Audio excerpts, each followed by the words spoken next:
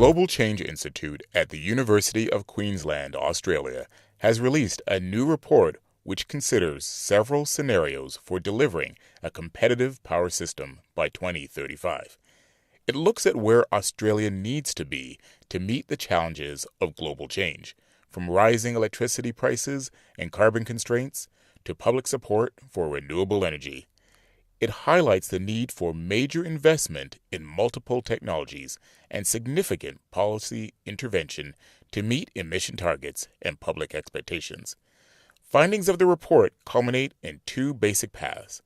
We either act now on abatement, reduce pressure on electricity prices, and offer increased technology choices in 2025, or we wait until technology advances, nuclear power is viable, and implement technologies in haste.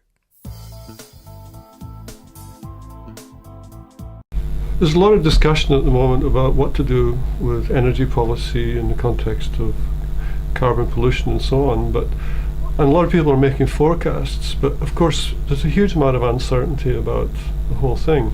Now, a lot of companies, like a good example is Shell, before the oil crisis in the early 1970s, they decided that a good way of dealing with this sort of uncertain situation was to do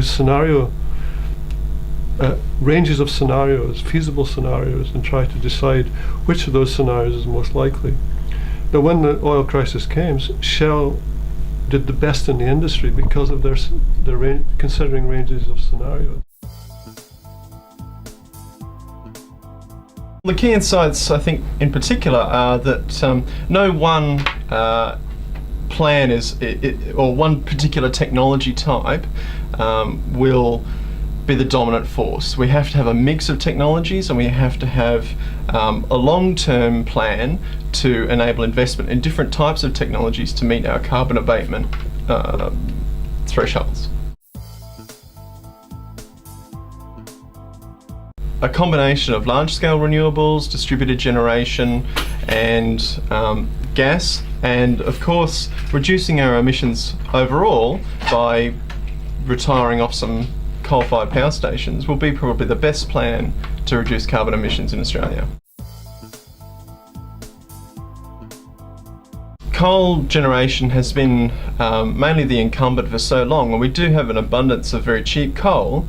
It's going to be difficult to withdraw that coal-fired generation from the energy mix. However, in the long run, we do need to wean ourselves off coal.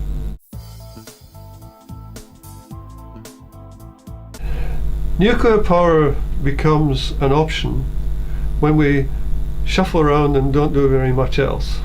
So we get to a stage in 10 or 15 years time where we haven't achieved very much, and you say, oh my goodness, the carbon problem is a serious problem, what do we do?